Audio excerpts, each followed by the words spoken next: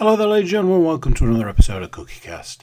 Today on CookieCast, it's the wrestling podcast Getting Over. I was going to say we're all here, we're all talking wrestling, but it's not the case, I'm afraid. There is one man missing, and he is sorely missed. But that doesn't stop us bringing you the best, most up-to-date, cutting-edge wrestling information. News, wrestling reviews, wrestling previews, everything you can want from a wrestling podcast and more. There's some sad stuff. I've got to let you know that straight off the gate. There's sadness, but we'll hold your hand and we'll take you through it. Before we get started, please do consider like, share, subscribe and comment, leave a review, share the podcast around, enter all the competitions we've got running on the wrestling podcast to be in a chance with fantastic prizes. Right, enough from me. Let's get started talking wrestling. So here we go. This is CookieCast Getting Over.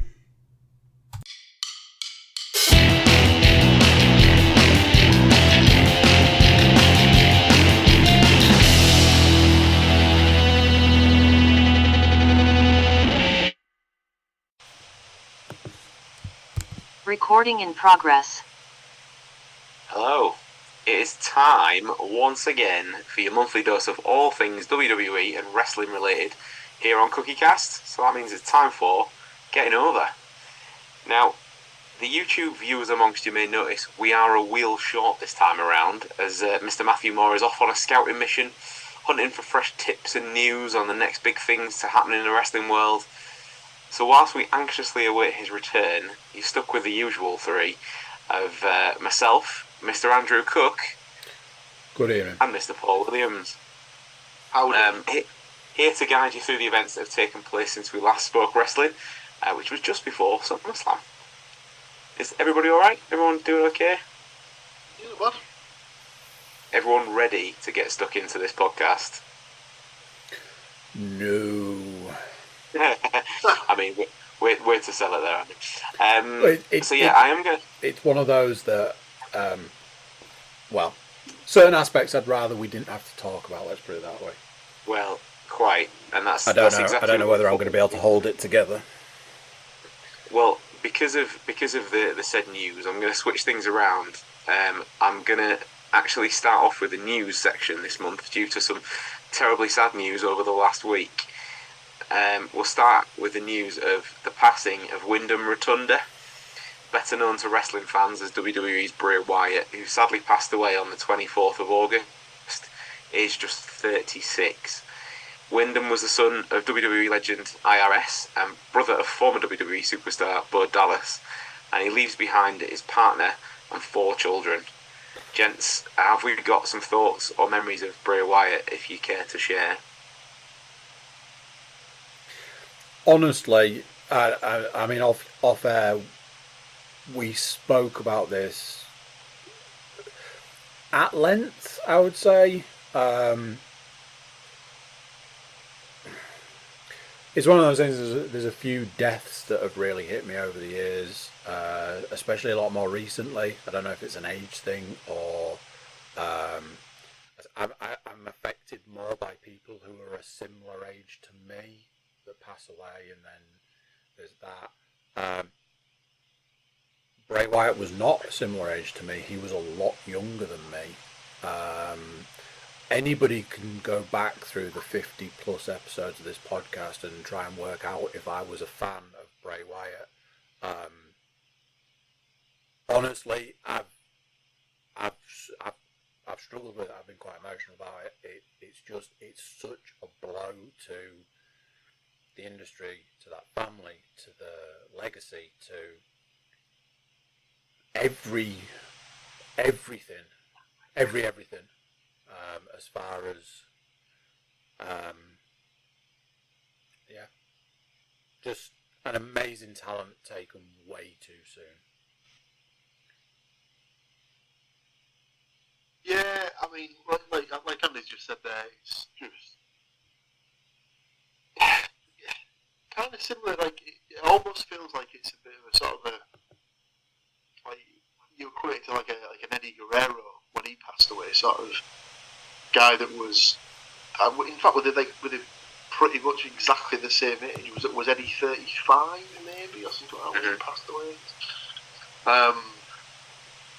And it's just like one of those ones where there was so much left for that character to sort of get out, and it was something with. Like, I know obviously there's the sort of the comparisons that you can draw to the Undertaker with it being like a supernatural sort of element to the character, things like that. But it was a character that had never really been sort of seen before in the wrestling industry, and just obviously that's sad from the wrestling side of things, and obviously then you just got the fact that you've got a guy who's left behind 4 kids and a partner, and that's worse than anything from like a wrestling perspective. That's just such a tragic sort of thing to happen for a guy who's young, got a young family, and just you never really know what to say at the sort of like when things like that happen, to be honest with you. I think one thing that has become apparent more so in the days since his passing is just like the sheer amount of people who have come out and said, "Oh, I remember that time when he had time for me," or "I was waiting to see some wrestlers outside the arena and loads of them walked past, but do you know what, Bray Wyatt went and dropped his bags and then came back out and spent some time with the fans," and like he seems very appreciative of how he was there and why he was there, and the bit that will kind of stick with me, like Andy said, for somebody when people pass and they're a similar age to me, I'm going to entirely date myself now, but Bray Wyatt was 2 years younger than I am now, and I didn't realise that. I thought he was either my age or slightly older, and we actually had the fortune of meeting him in Liverpool at a convention. That it was kind of in that period where he'd kind of gone out of WWE for a bit and was sort of in the process of finding his way back, I was wearing my Danhausen t-shirt, which is of no surprise to anyone who knows me. So completely unrelated, I guess a similar kind of spooky-ish character. Just happened to pass him at first, walking around the convention, and he stopped and commented on the t-shirt, which I thought was pretty cool, which he didn't have to do. But it was also the first time that I took my kids to anything really wrestling related. They'd seen The Fiend. They didn't know what to expect when we saw him because they thought he was going to be in full gear for a start. And when he wasn't, he took a bit of time to explain that to the boys, not to me obviously, that was him. And they had a little chat with him about how they didn't call him the Fiend, they called him the Spooky, because that's what they call him. And after we finished our chat, when it was time to go, he sort of he fist bumped both the boys and went, "Right, that's it, Spooky out."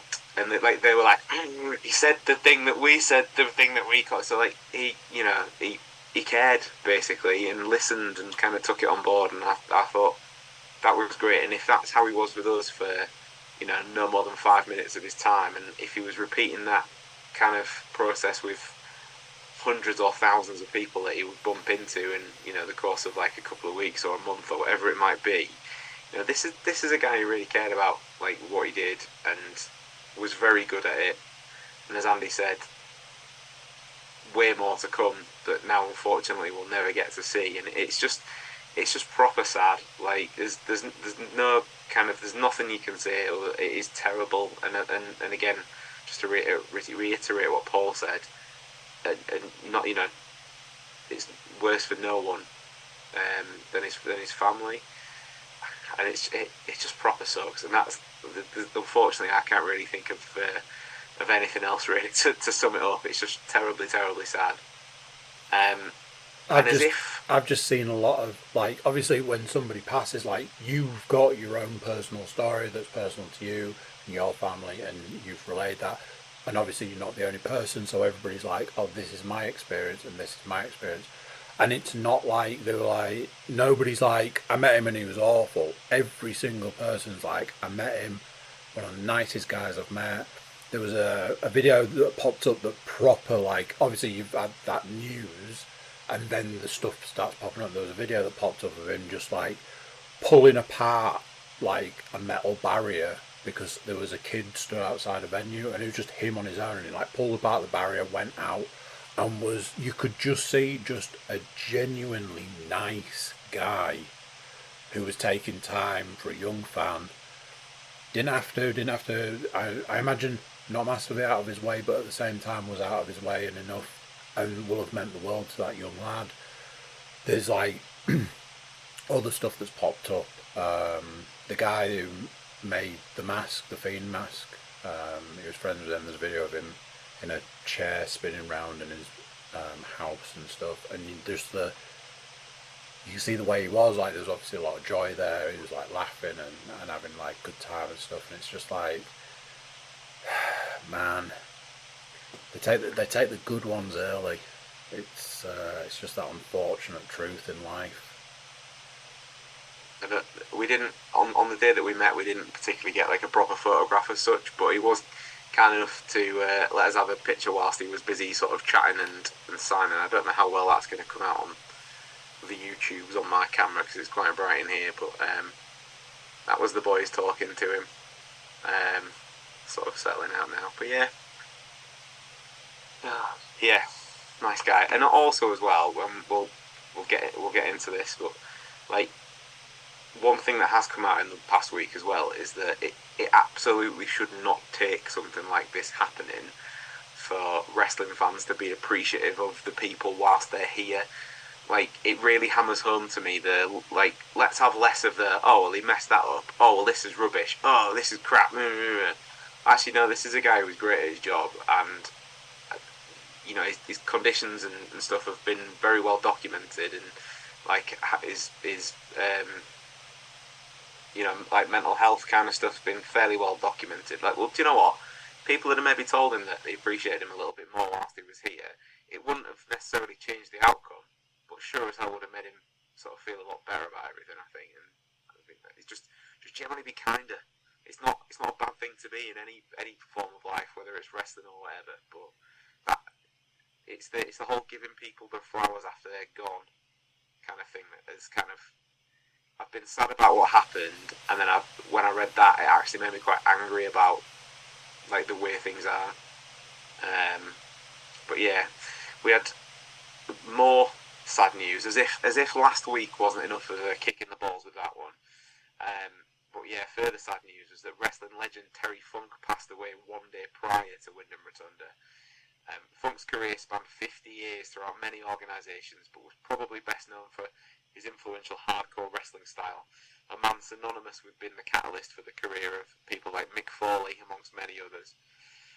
Championships held by Terry Funk include the ECW title, the NWA title, the WWF World Tag titles, the ECW World Television title, and more. And whilst Funk is a little before my time in terms of his prime, just going back and watching some of his matches, and the matches then of people like Mick Foley, it's clear to see how he's influenced the business today.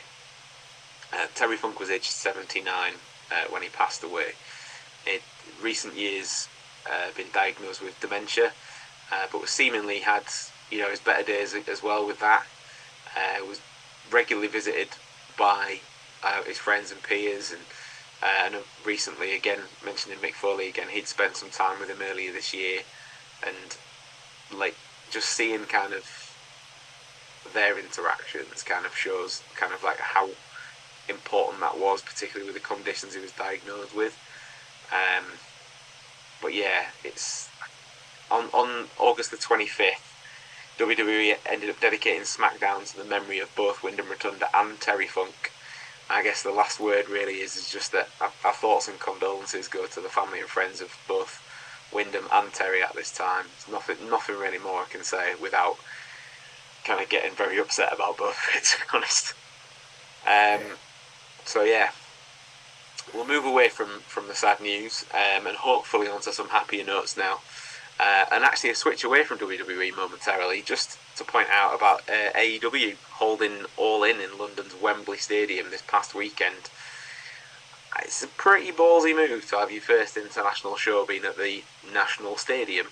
A lot of people, much like when All In, the original one, was first announced for Chicago, you won't sell out a 10,000 seater stadium. Well, yeah, they maybe didn't officially quite sell out Wembley Stadium. But a crowd of over 81,000, that'll do.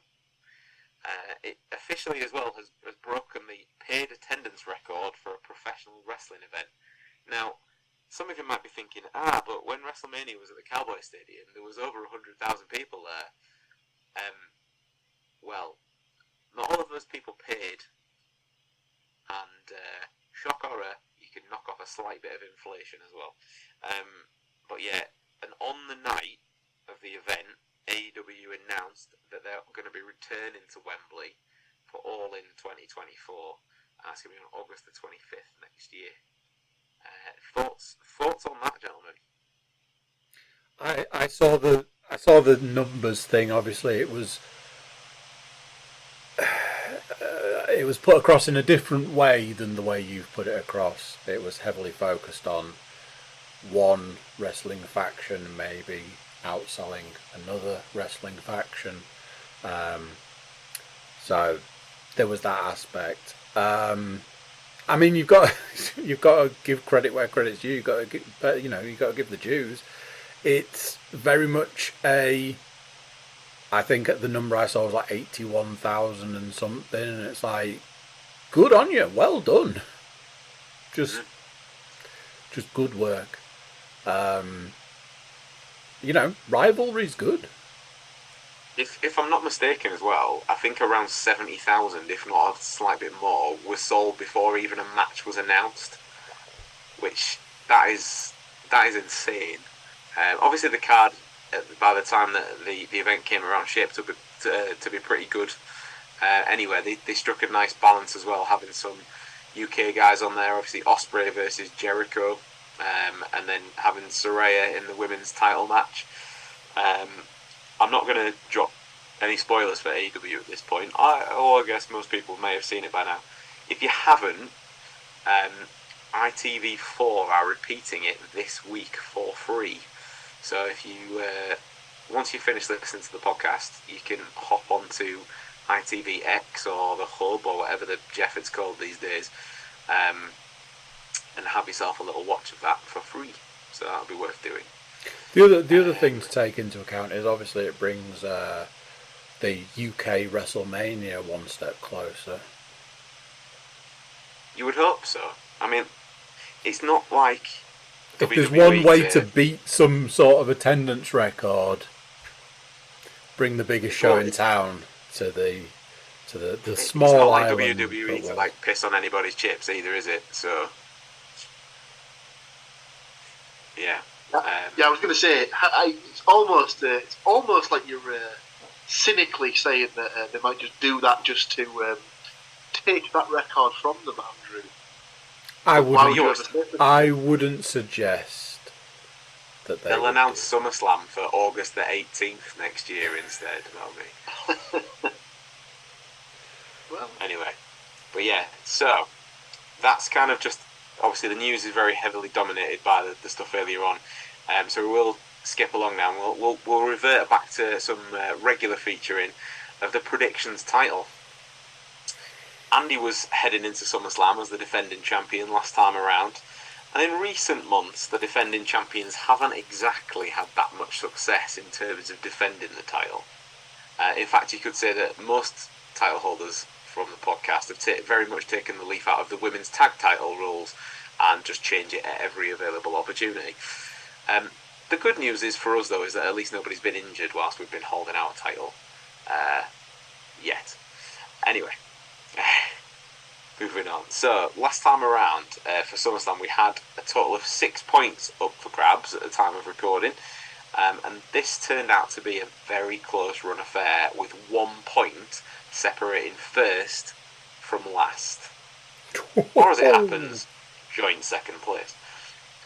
So with 4 out of 6, and in joint second was myself.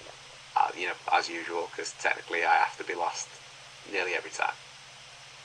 The missing wheel, as we mentioned earlier, Matt, and the last person in joint second place was Paul, meaning that Andy actually did break the hex this time around and retained the title with 5 out of 6. So very well done, sir. The match that Andy got wrong, he said that Charlotte Flair would win the women's title. That was pretty much nailed on because it's a Flair in a title match, so there's no shame in picking that one. However, Paul picked Asuka, myself and Matt picked Flair, and in the end Bianca Belair won the match. So we all got that one wrong. Top work. The one that let Paul down was Finn Balor not winning the World Heavyweight title. The other one that let Matt down was Drew McIntyre not defeating Gunther, and Balor was also my downfall, so it was very, very close. So Andy going for the 3-peat now on this set of predictions. Speaking of predictions, this weekend is WWE Payback, and it's coming live from the PPG Paints Arena in Pittsburgh. There are far too many P's in that. And just to throw in, it's in Pennsylvania, so why not? Whilst this is technically the 10th anniversary of the first Payback event held in 2013, it's actually the first premium live event named Payback since 2020. As always, here on Getting Over, all of the match information that we're about to discuss is taken from WWE.com, and it's correct at time of recording. However, the card is subject to change. On the agenda this time around, we have 6 matches to predict. However, WWE.com also lists an appearance by Cody Rhodes as a guest on the Grayson Waller effect. So who knows what shenanigans will happen there. Maybe a 7th match, but we won't be predicting that. Pending any late addition on SmackDown, the big news is that this could be the first premium live event in 3 years not to feature a member of the Bloodline. So it's the start, potentially, then, of the move away, or a bit of distancing whilst Jay has his little hollybobs. Anyway, matches to predict are as follows. We have a steel cage match, which is Becky Lynch versus Trish Stratus. We have LA Knight versus The Miz. Sorry, I've done that wrong, haven't I? It should be LA Knight versus The Miz. The US title match sees Rey Mysterio defending against Austin Theory. We have the Women's World Championship on the line as Rhea Ripley defends against Raquel Rodriguez. We have a Steel City Street Fight tag team title match. So Kevin Owens and Sami Zayn defending against the Judgment Day's Finn Balor and Damian Priest. And finally, we have the World Heavyweight Championship match as Rollins defends the title against Shinsuke Nakamura. So, wind that back. We will get to start this evening's predictions with the steel cage match. Becky Lynch versus Trish Stratus. And we'll finally get to see what's been advertised as the culmination to the feud as everything comes to a head this weekend inside a steel cage. As is tradition, the cage is in effect to stop any outside interference, and this is largely down to Trish's friendship or maybe mentorship of Zoe Stark. However, as is also a tradition, expect to therefore probably see Zoe Stark at some point during proceedings before whoever wins has their hand raised. Question is, fellas, whose hand is that going to be? That of the Hall of Famer Trish Stratus, or that of the no doubt future Hall of Famer Becky Lynch? I do have predictions, you'll be pleased to know, from Mr. Moore. So as he gave me them slightly ahead of time, it seems only right to give Matt's first. And Matt has predicted Becky Lynch for this one. Who wants to dive in next? Yeah. Yeah, same for me. It's one of those ones where I think a lot of people, when she came back, wouldn't have had Trish. Well, what was it? She came back in February or something like that? Yeah, it was in the run-up to WrestleMania, wasn't it? Because they had the tag match with her and Lita and Becky versus Damage Control. So you had her coming back in February. People were probably thinking, I might get a couple of Raws out of her and then see her at WrestleMania, and then she'll be gone again. And we're now 6 months further down the line, and she's still there. Surely her getting the win at this point means very little and would be just very, very backwards booking. So, yeah, surely Becky Lynch has to win this week. I thought you were going to say, so Trish to win. That would be the logical thing to say. Andy, I saw lots of nodding whilst Paul was talking there. Yes, I am in full agreement with the two previous predictions. I think it's basically what Paul's saying there. I think it's time to put this to bed. Becky can move on to something more, something better, not better, but something else. But move on with the win. I think that there'll be absolutely zero surprise in the sense of this is the first prediction of the podcast and first clean sweep. I have also gone for Becky Lynch. There hasn't really been any chatter about Trish sticking around, but I think it is quite interesting that she's the first, certainly first female wrestler to almost use the Brock Lesnar model, in the sense of she's come back, she's had a little bit of a run, she stuck around, like Paul said, a little bit longer than anyone anticipated. Probably done a lot better than most people anticipated, given how long she's had out in between matches as well. She even did a run of house shows in Canada, so I know, it's her home country, but probably doing one better than Brock in that regard as well then. But it kind of does show that it doesn't just have to be the fellas that get that, lucrative part-time deal. Who knows, maybe she might come back again, but I agree that I don't really see the value between now and certainly Survivor Series, which is only a couple of months down the line. So for now, I see Becky Lynch winning and then probably moving on to what will be the most meaningful of Rhea Ripley's title defences, I would expect, in the not-too-distant future. So yeah, I've gone for Becky Lynch for that one as well. Okay, second prediction of the podcast is the aforementioned LA Knight versus The Miz. And one match that we didn't actually discuss on the SummerSlam pod was the Slim Jim Battle Royal. I know that wasn't some sort of elaborate dieting contest for WWE superstars. It was in fact a Royal Rumble style match on a smaller scale, taking place under the guise of WWE raking in some more advertising cash. You may recall a lights out match back at the Royal Rumble being sponsored by Mountain Dew. Well, alongside the aforementioned Bray Wyatt, that match also featured LA Knight, who happened to be the winner of the Slim Jim Battle Royal. WWE.com says that Knight has been riding a wave of popularity since winning at SummerSlam, but I would very much argue that that wave started well before, more likely around the time of Money in the Bank in London.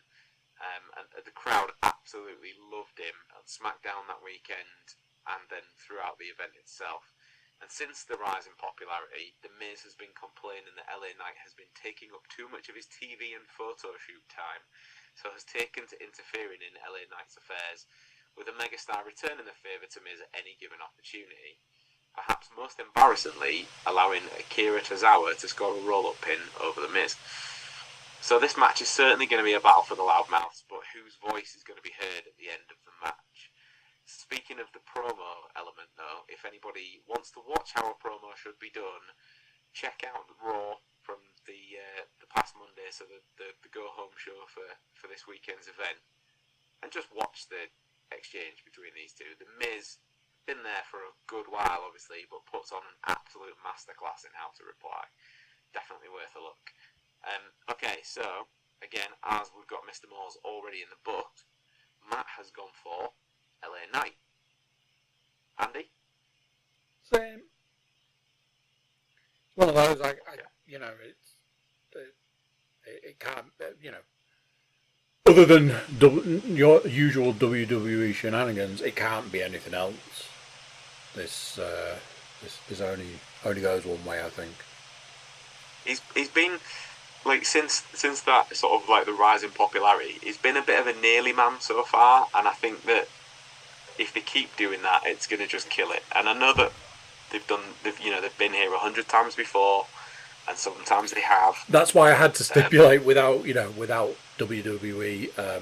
How do I use no swear words in the next sentence? Messing it up. He was in the tournament for the US title, number one contendership. I think it was the Miz that goosed that. He won that battle royal, trying to get himself a US title match. The Miz ended up goosing that. So he's been around that kind of mid-card title picture, which is perfect positioning with the Miz. So I have also gone for LA Knight to win on the basis of he'll finally then get a crack at the US title. So that's 3 for LA Knight. Paul has the opportunity to make it 2 clean sweeps in a row. Where is he going to go? Miz, please. Oh, why? I just think it's the one that makes the most logical sense. He's not. LA Knight's not in any sort of storyline at the minute that's really sort of taking him towards a title opportunity. And I think even if he was, they'd probably downplay it as much as they possibly could, because they don't really have any sort of desire to put a belt on him, I don't think. So I think they'll play like they'll sort of slow play it like they did with the Daniel Bryan stuff. So if they can get another couple of matches out of the Miz with him, then that sort of keeps his character ticking over. So obviously, if the Miz cheats to win, which I imagine he will, or gets the quick pin, so that holding the ropes or something like that, it gives him sort of you could only beat me by cheating, or you could only beat me by being sneaky. Let's see if you can do it no DQ or no count out or something like that. Like, it gives him an excuse to do a stipulation match the next pay-per-view. I wondered if, because I still think he'll end up with the US title, and I would suspect that kind of depends very heavily on probably Dominic Mysterio, because I could see them going down the route of Rey versus Dom and the 2 titles being amalgamated. I could also see it going down the route of, well, Dominic's then held his North American title longer than Rey held his US title, with Dominic kind of costing Rey the title at some point. When it comes to, because we're going to talk about the US title match next, I genuinely don't think it really matters if it's Rey Mysterio that's holding it or Austin Theory. I think at some point before, certainly no later than Survivor Series, I would say that LA Knight will be holding that title. I'd be very surprised. Potentially. I've got thoughts on the US title, which I will go into when we get to that. Okay. Well, we'll round it out then by saying that Paul is currently the only one on Points Island, potentially, or not. And we will be back momentarily to continue our predictions and to chat a little bit more about that US title match. So don't touch anything. We shall be right back. Recording in progress. We're back. We wait a second. I just had to take a second to talk about the US title there, and how the wrong one is on the wall behind me as opposed to the one that we're about to now talk about. However, I really would like that title, so if anyone wants to buy me one for my birthday, then feel free. I don't think Sarah listens to this, nor would she care. Anyway, moving on. The US title match. Mysterio took the title from Austin Theory on the August the 11th edition of SmackDown. Theory was slated to face Santos Escobar after the LWO member had won a tournament to earn a number 1 contender status. However, Theory attacked Escobar multiple times throughout the night in a bid to get out of defending the title. But when it came time for the match, Santos did actually start to make his way down the ramp before getting absolutely smashed to smithereens again.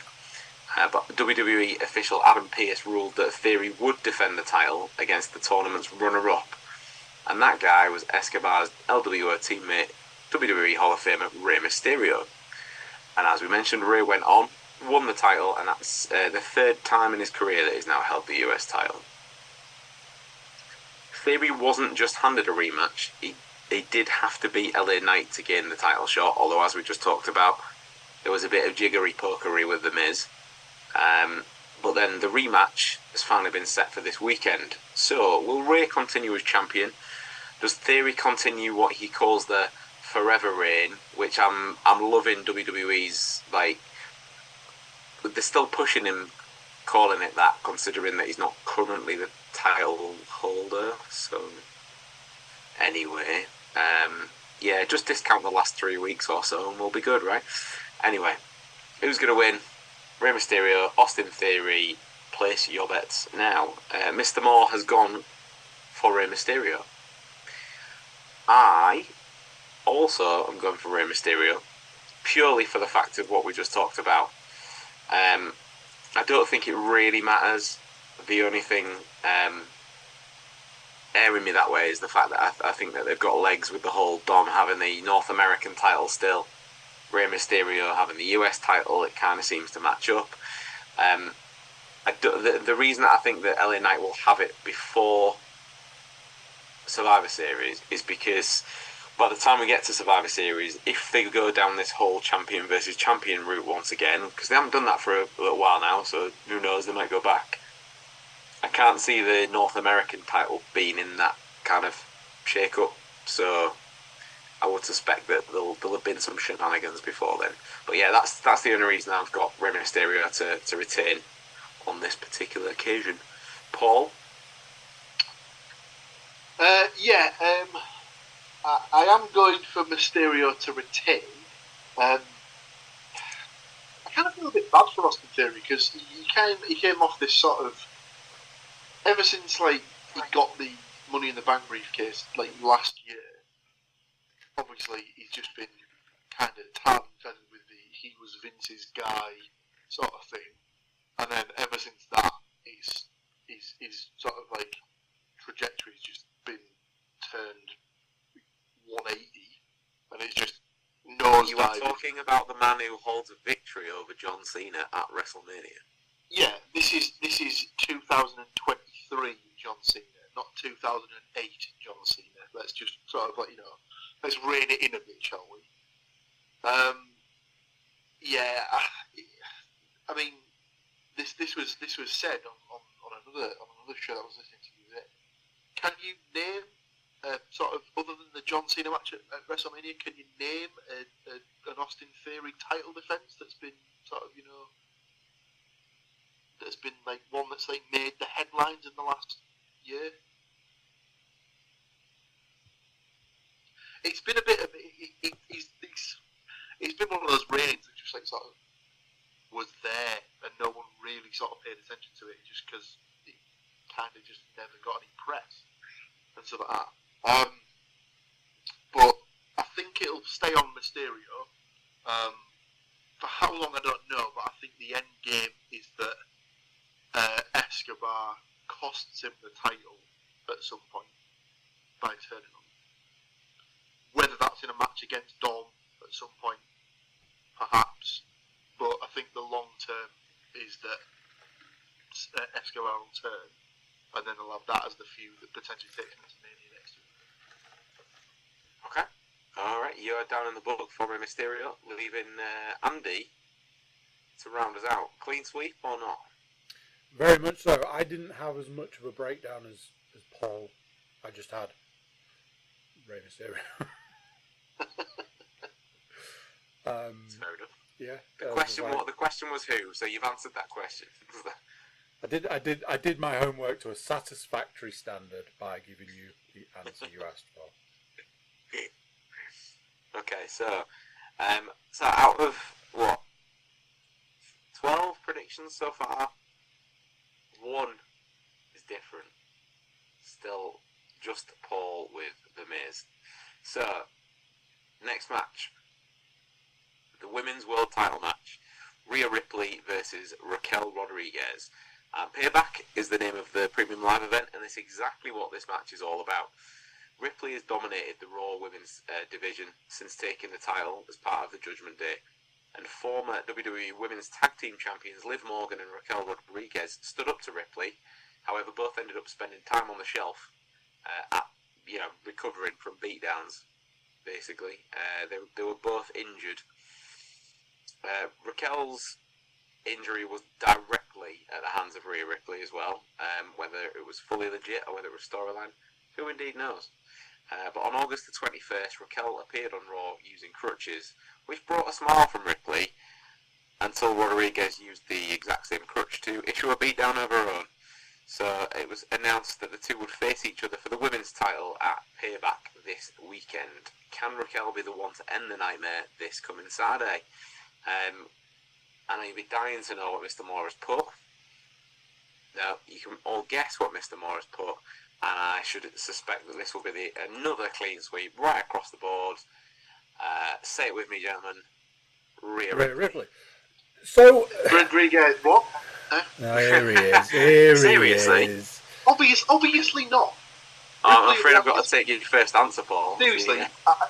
honestly, Ripley could have this one till WrestleMania 43 at this point. Yeah, so I was going to say, I feel that every now and then there are points where there are certain matches that we shouldn't have to predict.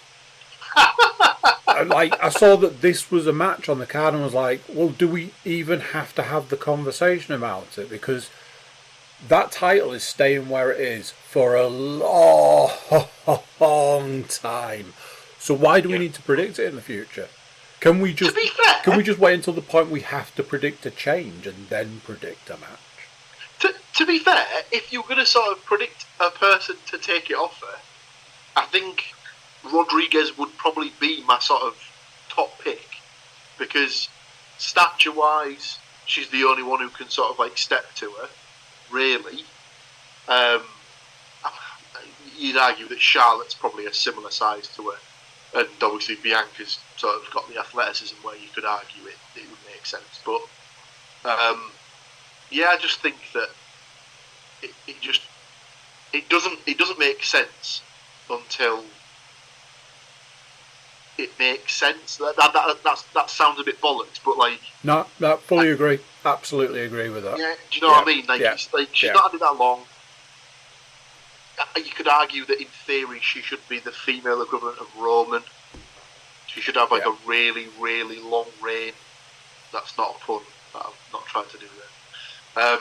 But yeah, it's Rhea for me, and it'll be Rhea for the next 12 podcasts at least. Okay. So it is Ripley across the board, you'd be surprised to know. However, I don't think we should discount Rodriguez entirely on the basis of they had two big matches already back in their NXT days, and from memory, I think they're one each. So she has beaten her at some point. I mean, don't get me wrong. There's obviously a way that she can win the match, but not win the title.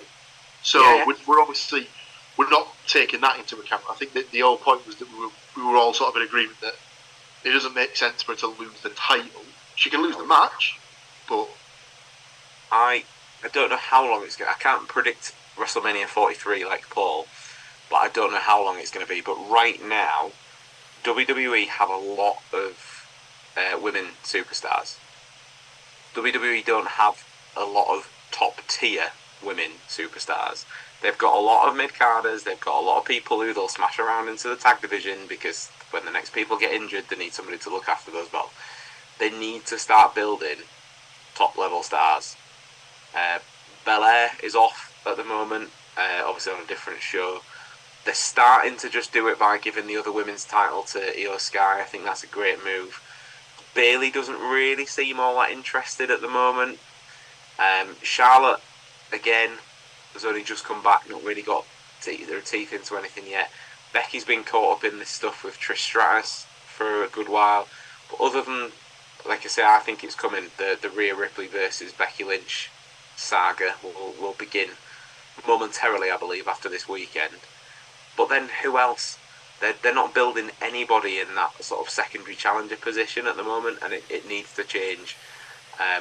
People have started to notice that the women's revolution, if you like, has gone off the boil somewhat in the last year or so, and unless you start building, it's not going to get any better at the moment. And I feel bad because they've the people that are there in those positions have absolutely busted their ass to get there. So it needs sorting out. Anyway, that's my little rant over. We shall move on to the Steel City Street Fight, the WWE Tag Team Championship match. So Sami Zayn and Kevin Owens defending against Finn Balor and Damian Priest of the Judgment Day. And these two teams have been at each other for months, albeit that the team from Judgment Day side of things has kind of changed a little with the inclusion of Dirty Dom. Zayn and Owens successfully defended the titles against Dominic and Priest on July the 17th, but shortly after, Judgment Day put Owens out of action for almost a month. Kevin Owens then returned to Raw on August the 21st with one goal in mind, and that was to destroy the Judgment Day.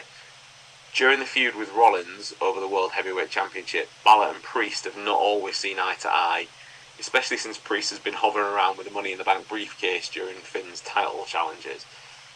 So can Balor and Priest put their difficulty behind them and claim the tag team gold, or does Zayn and Owens march on? Again, seeing as he's not here, Mr. Moore predicted that Kevin Owens and Sami Zayn would be retaining their titles in this match. Andy? I agree, and I believe in answering your question, the rift is going to get bigger. So no, they won't take the gold, and there'll be a split incoming. But yeah, Owens and Zayn for me. At this point in time, I could see the Judgment Day just being Rhea Ripley and Dom, just as a double act. I think Priest is well set to go off on his own at this point.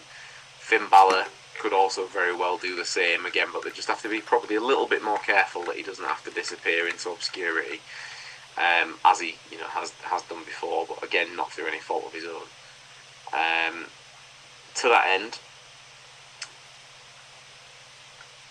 I have also picked Kevin Owens and Sami Zayn. I could see it going the other way entirely. Again, there'd be shenanigans to make it so, but I think that if they do go the other way, if Priest and Balor do win it, it's just purely delaying tactics for Priest's cash-in, and that's kind of all it would be. Could it potentially be that they do, and as Priest cashes in, Balor costs him the cash-in? Maybe that could be the nail, but there's lots of ways it could go. But just for now, I can't see them taking the tag titles off Kevin and Sami. So we are edging closer to potentially a clean sweep again, and still only having one different prediction for one match at this point in time. So, Paul, hit us with it. So, do you remember when we were discussing the US title match? Yes. And I said that I felt a bit sorry for Austin Theory because it had been a bit of a forgettable run. If there was a way to sort of like copy paste that sort of like thing, that sort of sentiment, but about the tag titles, just drop that in there, Andy. If you can get creative with that, can't you? Just do the whole Atlanta Falcons, basically, sort of like bit and stuff like that. I'm on it. Am I the only one who feels that way? I would disagree with you. Really? First, You think yes. you think it's been a strong sort of run? No, I think that not much has happened in the time that has passed since WrestleMania, but the bloodline have happened in the time since WrestleMania. So, in the sense of these guys took the tag titles from the Usos at the main event of Night 1 at WrestleMania. That was all set to be the end of the bloodline. Absolutely wasn't the end of the bloodline. So they then had one of their main tag teams go into multiple different angles of this feud within their own group and all the rest of it. And in essence, they almost haven't had time to put the tag titles in any kind of feature thing since that moment in time. Adding to the fact that then, that was only April, so about 4 months ago. Owens that's my was point. but Owens was out for a month of that. So, and they didn't take the titles off them due to his injury. So there's a month that nothing can happen. I think the only two real teams that I remember them defending the titles against have been the Bloodline and the Judgment Day in whichever form. And that's kind of my point. Like, I don't know what. To me, it just feels like they were so hell bent on like sort of getting the storyline out of the fact that it was like, you know, Sammy was almost the guy, and then he wasn't the guy, but to sort of like placate the people, he was the guy to beat some portion of the Bloodline. And then it was almost like, we can't really just let it sort of go there, so let's give them the tag title sort of feud to sort of carry it on somewhat for the next couple of months. And then it's almost as if they just went, what do we do now? And it's all like it just feels like they're just spinning their wheels with it. And I just, to me, there's too many titles where it feels like it's placeholder at the minute, and I don't understand why. Because they're just they're very much putting all of their eggs in the Bloodline basket at times. Fair enough. You could argue there's elements of like the Judgment Days, like, you know, got little bits with it here and there. But are you telling me that since he won the World Heavyweight title, Seth Rollins has been really good with it? Always had, like, you know, really, really epic storylines. I will get to that. Hold that thought. But I would disagree, because we mentioned at the beginning of the prediction section that this is potentially the first show in 3 years that the Bloodline haven't been on. So these guys have been going either in as part of the Bloodline or up against the Bloodline in all of that time, so therefore they have been featured. That's generally been SmackDown.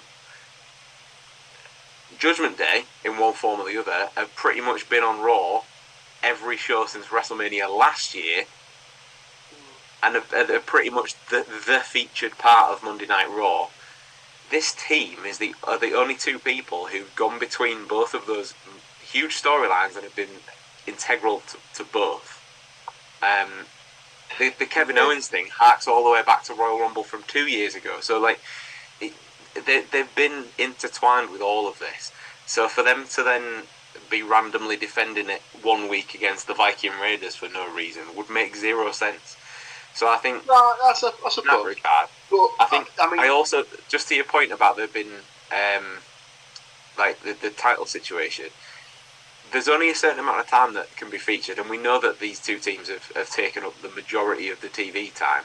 But I would say it's not that, like, there are too many titles. It's not that they're placeholders. There just doesn't need to be as many titles as there are.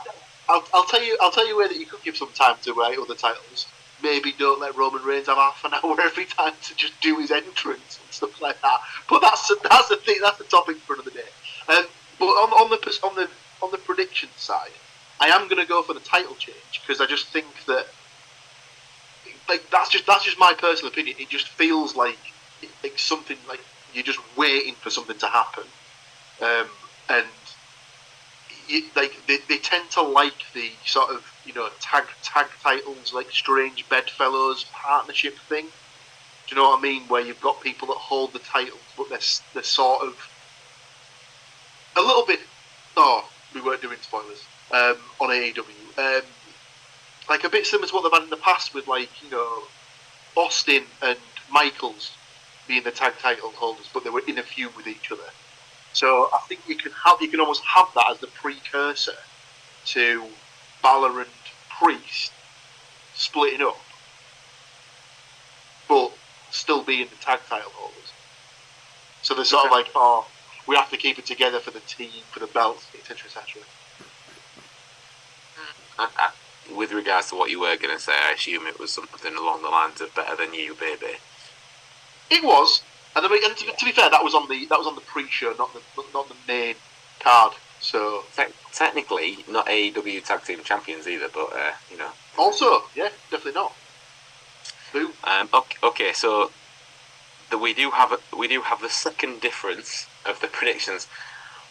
It's Paul again, ladies and gentlemen. So Paul is either finishing first or last as this stands. Imagine if there was a way for this to all possibly work out and for us to get like 1 point each. That would be a nightmare for me to sort out next time around. Okay, so one match left, and that is the World Heavyweight title match.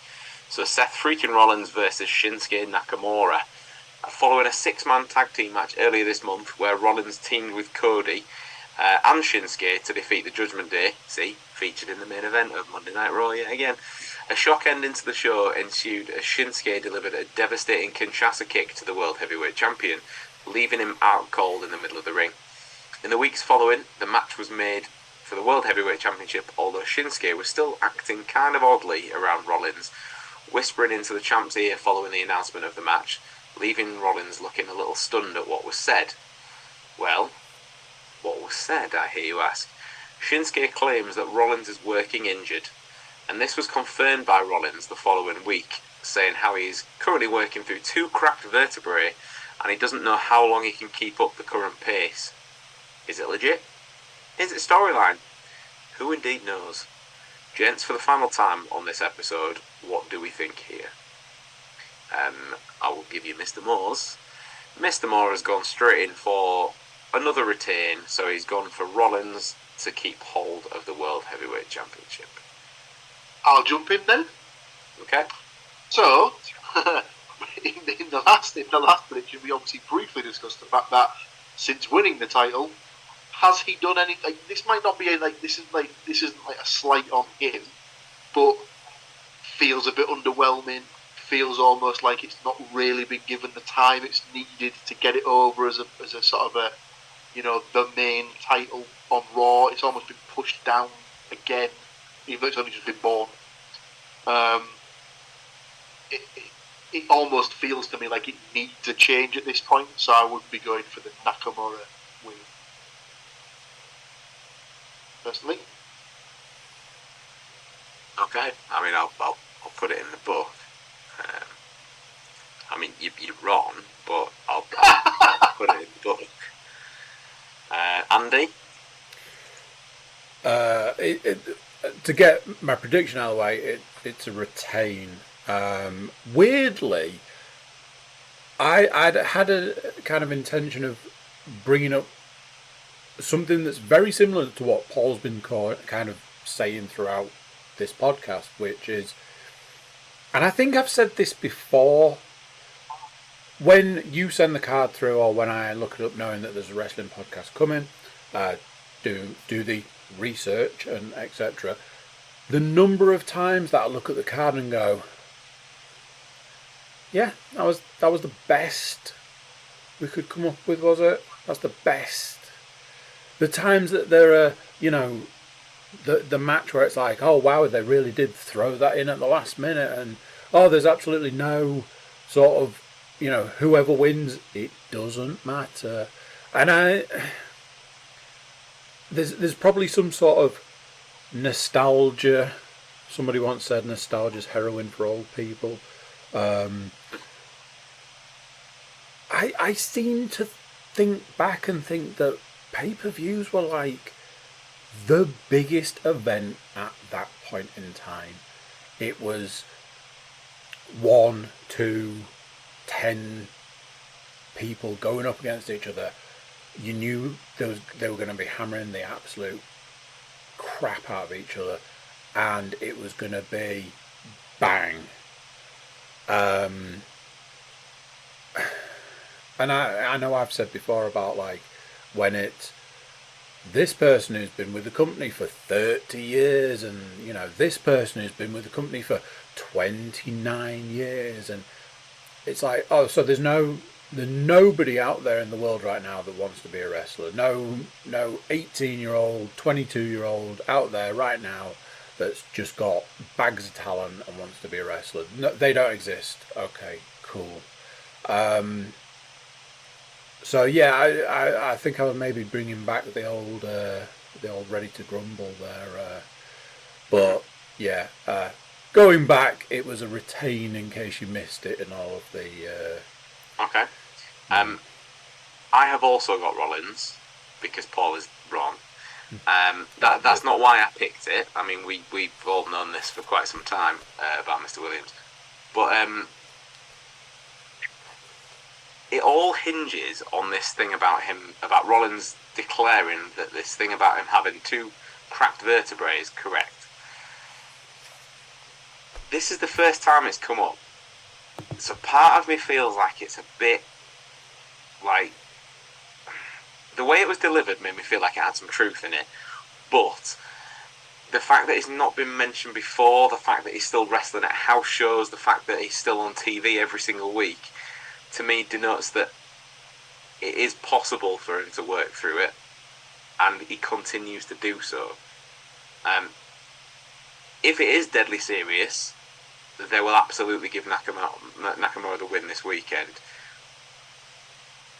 I just get the impression that it's something that they're going to get sorted out further down the line when they've worked out actually who's going to be the next in line. Nakamura would be a great shout, but he's had 3 weeks of build. He was the guy that came in and set NXT on fire when he first came in from Japan. He was the guy that won the Royal Rumble that year and then has never recovered from losing to AJ Styles. He's been a bang average Intercontinental Champion at best in between that. But this is the first time within the last 3 weeks since he first came to NXT years ago that we've seen that kind of like killer, guy that he used to be in New Japan. If he's got a legit injury and Nakamura is allowed to kind of go after it to a certain extent, and we see that absolute killer Nakamura, cool. But I don't think they'll give it up in the first match after 3 weeks of build. I think Rollins retains it, and I think that then this is one to continue. And if if he is the guy, it's not going to be this weekend. It's going to be when we're back here, ready for the beginning of October for when Fastlane approaches. So yeah, I have got a Rollins retain, which I do think now I think that's going to be the first time in the history of the podcast, because we all love a first time ever, that 3 of us have actually got the exact bang same predictions.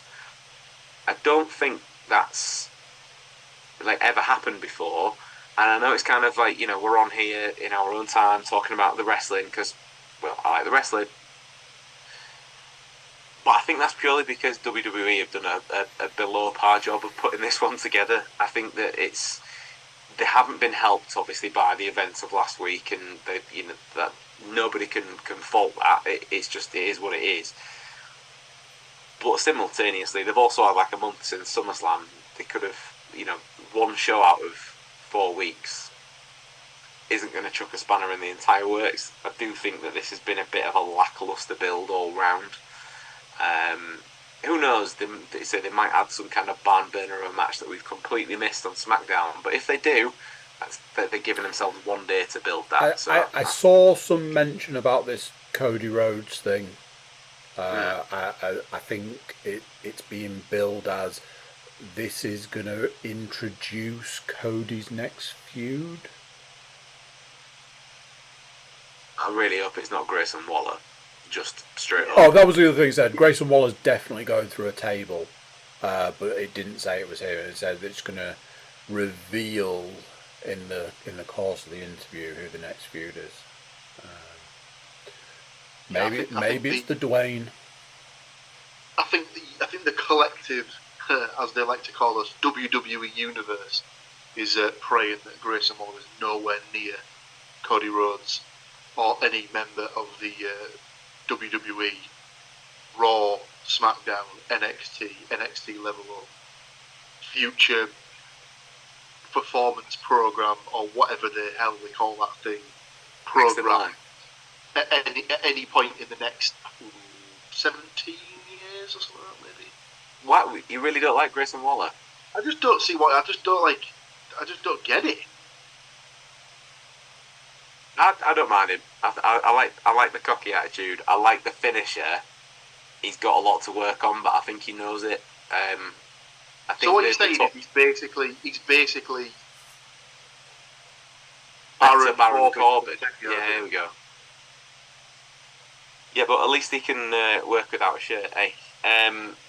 Anyway, no. In all seriousness, Baron Corbin, as much as I dislike the guy, has done the right thing.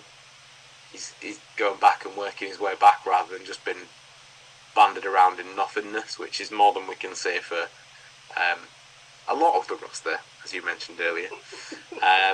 I do like Waller. I think he's got the gift of the gab, which will go a long way. I don't understand the need for him to have a talk show. We've got. There's been too many of them in recent years, and there are still people on the roster that have them now. Obviously, we mentioned The Miz before, so it's the most prevalent one. But no, I'm unsure. Genuinely, Andy, do you think it possibly could be the Dwayne? Because I doubt that very much. So, again, I think this may have been an offline conversation between our good selves. To be real blunt at this point in time, I think that Dwayne needs to do something quite drastic to put out the fire that is licking. So, you know, in times of desperation, you go to ground, don't you? And if there's one place that he knows he can walk into and get a big old pop, build it back up, go back to your roots, go back to the place where people, you know, Stu especially, love you. I at this point in time, I think it's only a matter of time before he has to make that jump, because when was the last time you saw any mention of him? The only way I can link it. The only way I can link it is that I think most people are probably of the agreement that the finish the story Cody Rhodes thing will still continue, and therefore the match has to be him versus Roman at some point. But we also said it would be him Roman versus The Rock at some point. So maybe actually Cody then goes in against a member of Roman's family and then links back to Roman somehow. But that's the only way I can pull that together. But I personally don't see that happening. But yeah, we'll see. I don't know. I feel like it's probably going to be a relatively big name, and like you say, Grayson Waller will end up getting panned by both of them. My money potentially will be on Drew, just as a bit of a placeholder, as that word was mentioned earlier. But I could see Drew and Cody having a decent run of it.